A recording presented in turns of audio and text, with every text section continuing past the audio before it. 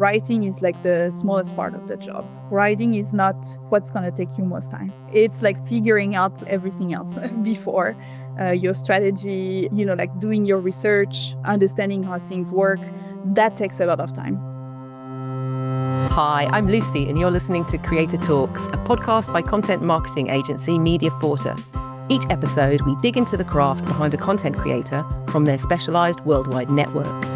This episode, we have Lucie, a content designer and UX writer living in Berlin. Creator Talks by Mediaforta. Welcome to the show, Lucie. Thank you. Thank you for having me. It's lovely to have you. And you were on holiday last week, is that right? Yes, I was on holiday. So good. Where did you go?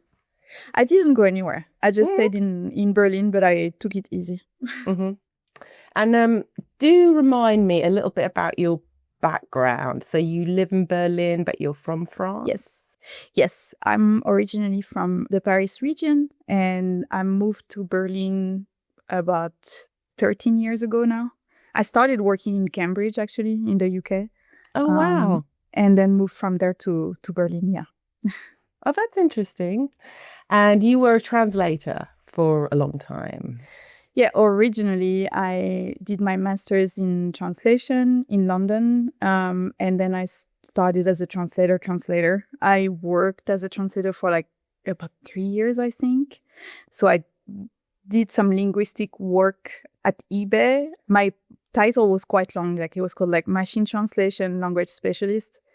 So I was helping train automated translation engines on the website. And yeah, like that, I did that. So I was in that type of work for a while, for like 6 years.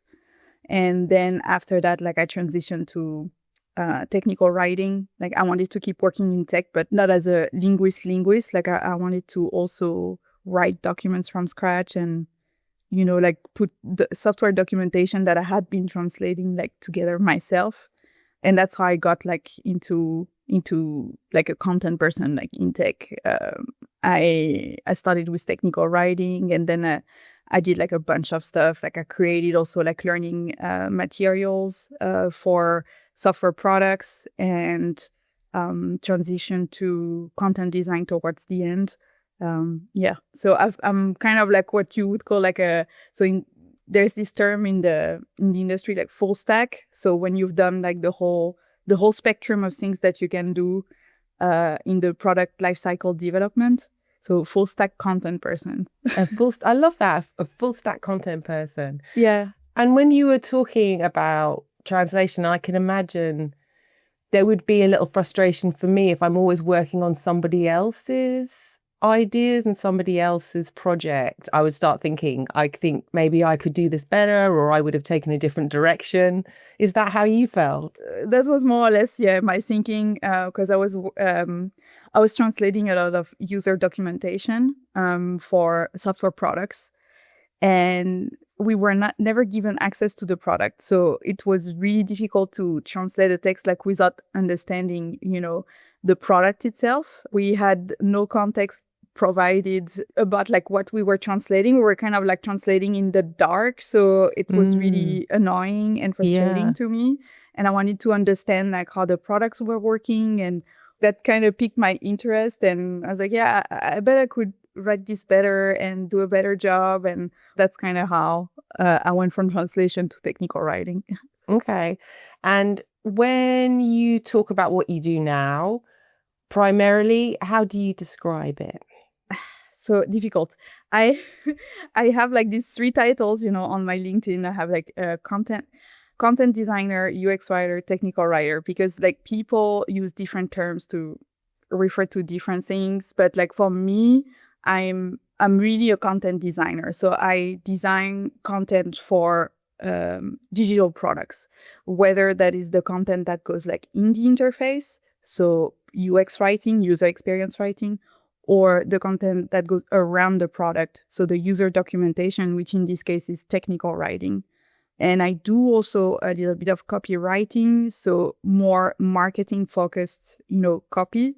Like I said, I'm a full stack content person, so I don't like to limit myself to just one discipline. But for me, all of this is content design. Yeah. So I'm just going to double check I understand. A content designer is a little bit more like what you're saying about the full stack, and a UX writer is a bit more just the text within the product. Is that how it works? Yeah, a UX writer will focus really on what the writing the content that goes, like in the interface for a specific part of the product. Uh-huh. So I don't know. I worked, for example, as a UX writer in growth, where I would, write the content for onboarding flows. So the flows that users, follow when they just downloaded an app. And, you're taken through the stages of creating an account and choosing a subscription plan and that kind of thing. So that's what UX writers do. They write the content. Content designers have a more overarching role. They will decide on a content strategy.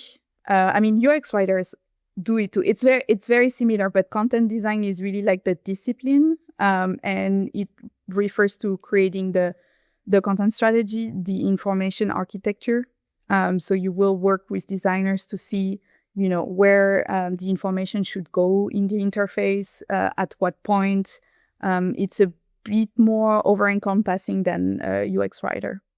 Okay, I think I understand.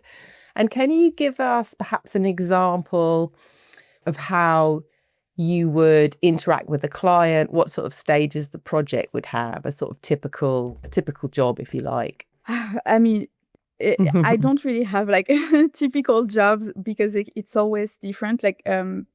Clients have very different levels of maturity. So sometimes, they're very advanced and they will have teams with designers, user researchers. They will have all of the capacities that I need to do an optimal job, but sometimes they don't actually have a user experience, Paul in there, internally.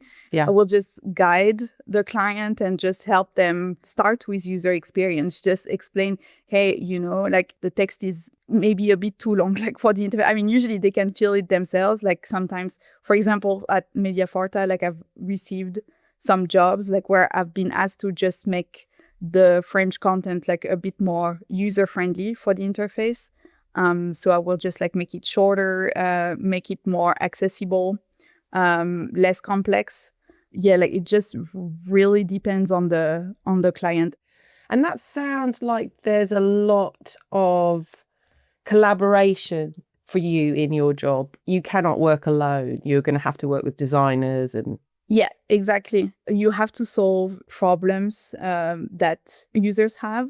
Sometimes users will have trouble finding some information, or user research will indicate some things that could be done better. And sometimes you have to kind of brainstorm with your designer to understand how to solve the problem best. Most of the time, people will tend to assume we need to change the content. We need to explain better. But sometimes it's not because the information might be too overwhelming for the user. Having a lot of text on an interface is generally overwhelming, so you want to avoid that. Yeah. So you work with the designer to see, okay, what can we do? Maybe there's something.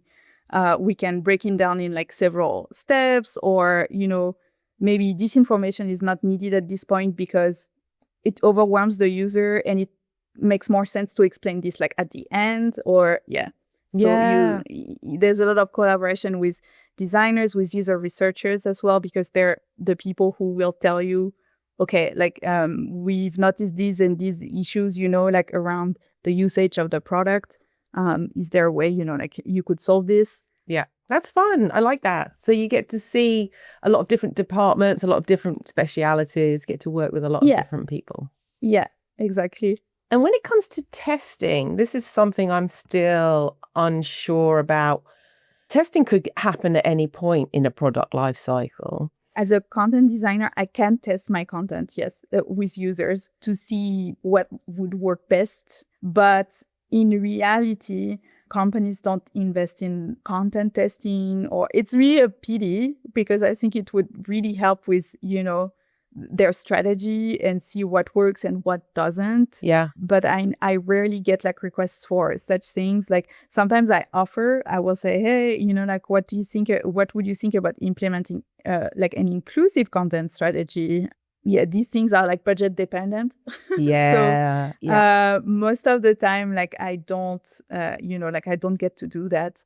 Yeah. But I mean, when I was working as an employee, sometimes it was possible, but it was like very, like, I don't know, like it would have to come from me and I would have to do it on the side.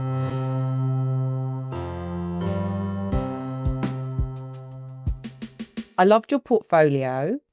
I thought it was really beautiful, and I really enjoyed the way you presented your work, which is obviously, this is your bread and butter, is presenting information. So, exactly. And in your about, you do mention neurodiversity, and I thought that was a really interesting topic. Yeah. Is that something that's influenced the way you approach content design? For sure. Being neurodivergent like influenced like a lot of choices that I made in my career in general. I need to understand how things work so I can use them. Because when you're neurodivergent, I mean, for me, I can see problems from a mile away, like, and what's gonna happen if we do things this way or that way. So it kind of helps me to see potential problems in an interface, and also helps me, like, because I always need for myself like very structured information and very clear information, and having that mindset helps like anyone who is, like, when the information is clear and accessible, because like you've made it so that you can reach neurodivergent people, it also helps like neurotypical people. Absolutely, it's gonna feed back to the whole spectrum. Exactly. Yeah, I can imagine that it is probably very useful to be employing a neurodiverse workforce, because a lot of neurodiverse people are going to be, perhaps they're going to see more, they're going to be a bit more over the page, they're going to be a bit more over the app, they're going to be sort of have a wider view perhaps than some. I mean, for me, like we're all different, but like for me, like I need to click everywhere. I need to understand how something works. So it's kind of a pain, but also it helps improve the product somehow. Yeah.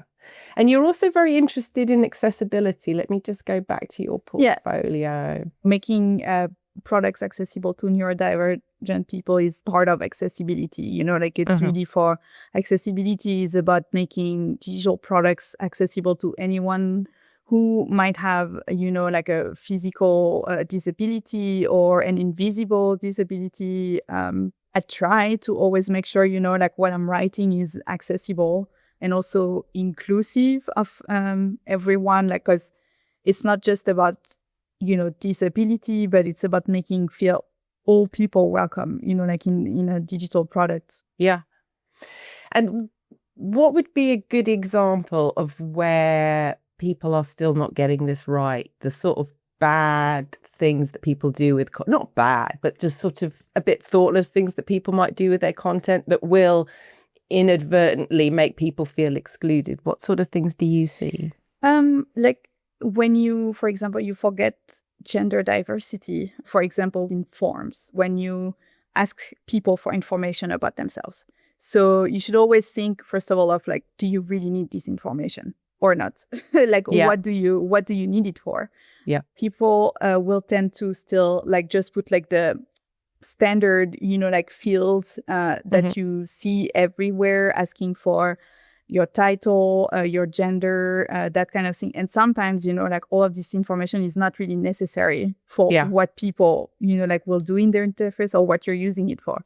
So that's the first thing. And then the second thing is when these forms are designed, like you have this very still binary view of gender. Like you will just provide like two options to people to identify themselves, like say if they're a woman or a man. And we know now that people, there's a wide variety of genders out there. So you could provide like more options. to people to identify themselves. You could give them the option to input their pronouns so that you can address them correctly also, in the interface. So that's an example. So these are just like a couple examples, but there's a ton more. Yeah.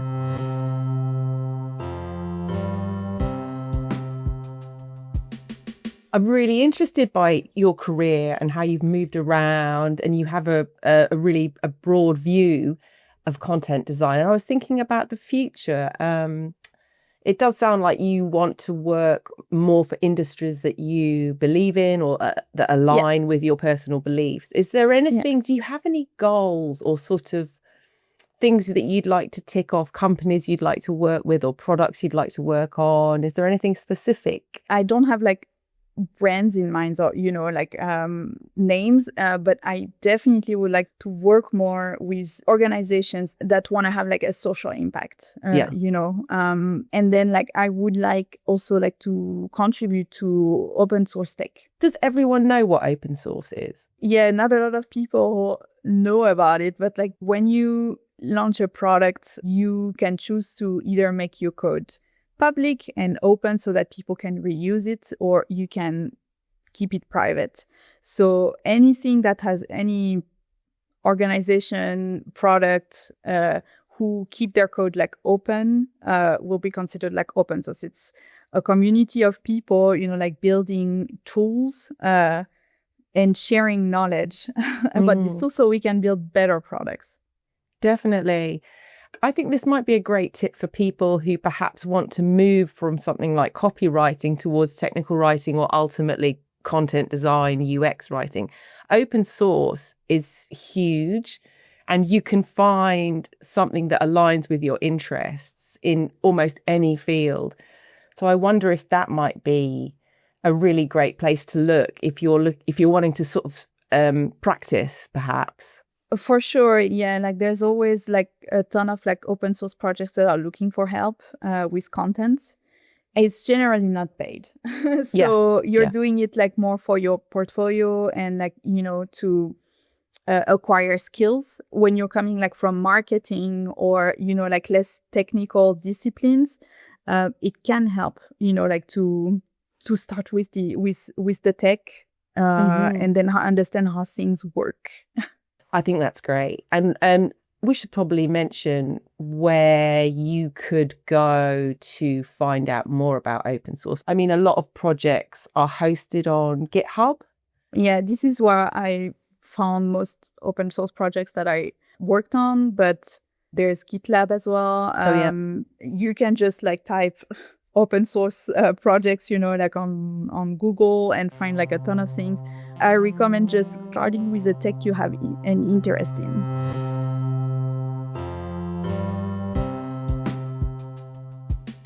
Oh, we should probably ask a European question, because I think a lot of people, when I listen to a lot of podcasts that are American based, and we have a unique and wonderful and multilingual market here.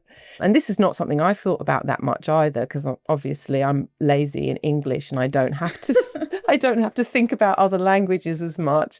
But what considerations are most important when designing content for international or multilingual audiences? Yes. If you're writing in English and the interface is going to be translated, localized into, different languages, I'd say it's super important to link up with the translators and to talk with them about your plans for content and, like to see how things would translate, like into their language, because English tends to, like to get longer in other languages. So that can create, for example, a lot of the jobs that I get are about like making the French shorter. Companies will just send, things for translation but like without thinking, like the content is going to get much longer in French. And then when you try to put it in the interface, it's like, it doesn't, like it's not ideal. So like a lot of jobs that I get are about like rewriting the French so that it's shorter, more to the point. Yep. That's one consideration. Mm-hmm. And then you have to consider culture as well. You know, so a lot of things that will make sense to an English native speaker might not translate very well. I always think it's better to have like different content strategies, like according to the market, you know, that you have, and not just like one content strategy for everything. Because interesting. Yeah, cultures are very different. An approach that might work, you know, like for the English speaking market will not work for the French market. Like everything that is, for example, like very quirky and very like centered on humor, you have to really pay attention to how that translates into you know, like into French or into German, or, you know, like, because it might not resonate. Like maybe that's so true. Yeah, maybe like the French market like doesn't like that type of humor, you know, like, or it doesn't translate very well for this product in particular. Yeah. So I always think it's better to have like different strategies, but most of the time you only have like one. You have to follow, you know, like the English one. Yeah. But yeah, so these are like the considerations, I'd say, the main ones. Yeah.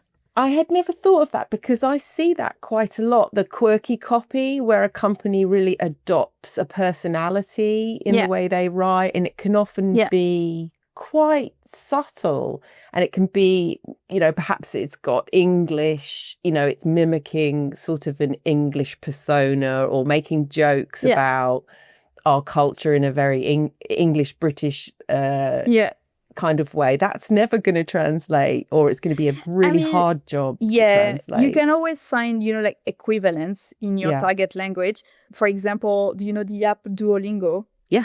Their socials are very, very unhinged. I would say, like I like their marketing. You know, like it's very Gen Z, very unhinged. And that translates well. Like I've seen like in France, like they managed to replicate that. Yeah. But it doesn't work for all products.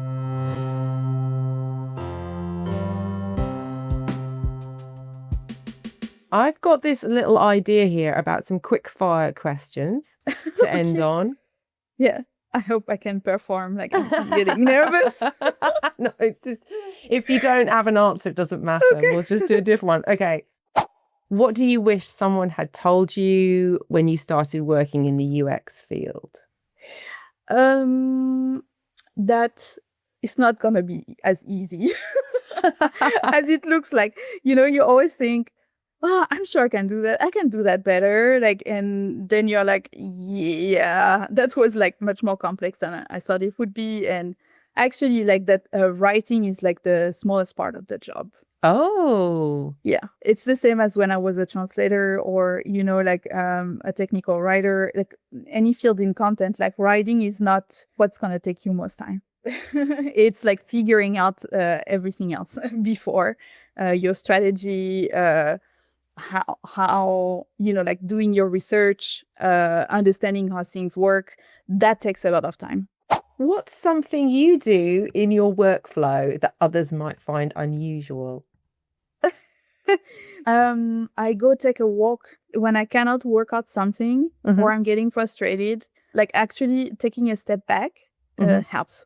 Like just like, going for a walk, just like pausing your work, and then you come back with a new eye on it. And sometimes it helps, you know, like unlock these things on which you were blocked, or this is something as a freelancer, I really appreciate this flexibility I have now. Because like most of the time, my work schedule is like I work in the morning, like I have very intense focus like in the morning, and then like the afternoon I really need for myself so I can actually be creative. You know, I need that downtime to work out things and then come back to it later. What's the most underrated skill in your job? Most underrated? So I think a lot of people tend to focus on the craft, you know, like on writing, which is very important. That's a given. But I think design is still very underrated in content design. So the ability to think in systems, to have like an overarching view over things, and just to understand how to design, an application, a website, the ability to wireframe. So wireframing is basically when you design the path that a user takes, in an interface, and like the different steps that they need to go through to do something, or like the information that you want them to go through, so that they can do the action that they want to do. And that's very underrated. That's a great place to end. But I think it would be great if you've got any tips for places where people could find out more about content design, or sort of podcasts, or blogs. Or Well, there's a lot of like collectives out there that are doing a lot of work for the community. There's the UX Content Collective. There's also the UX Collective. So I think it's useful to start also with that, because like I said, content design is about designing. So it helps to have some basics in user experience design and understanding how things work. And then like there's a lot of companies that have like public content design systems, or like Intuit, for example, or Microsoft has a lot of resources, about design and content. And so it's worth, like seeing what big companies are doing also, like to learn. Yeah. So that's what I would recommend. That's how I kind of did it myself. Yeah. Oh, brilliant. I think that's great. Thank you so much. It's been really lovely to talk to you. Yeah, thank you. I'm really excited. Thank you so much. Bye. I really enjoyed my conversation with Lucie. These were my key takeaways. Firstly, I was genuinely surprised by the scope of the role of a content designer. Like Lucie explained, it goes beyond just writing or designing. It involves thinking holistically about systems, collaborating with different teams, and considering cultural nuances, especially when things need to work across different languages and markets. Secondly, I was impressed with Lucie's passion for social impact products. It's inspiring to see freelancers like myself aligning their career path with the personal values. This is something that benefits both the freelancer and the client, so it's great to be reminded of that. And thirdly, I thought it was helpful talking about breaking into the field. It is a new field, as Lucie pointed out, and it's still being formalised. The idea Lucie shared about contributing to open source projects might be a practical path for anyone looking to start out in UX writing or content design. Lots to think about from that chat. What really stood out to you? That's a wrap for this episode of Creator Talks by Mediaforta. If you enjoyed what you heard, please share this episode and leave us a review wherever you get your podcasts. We release new episodes monthly, so hit subscribe so you don't miss a conversation. See you next time. Creator Talks by Mediaforta.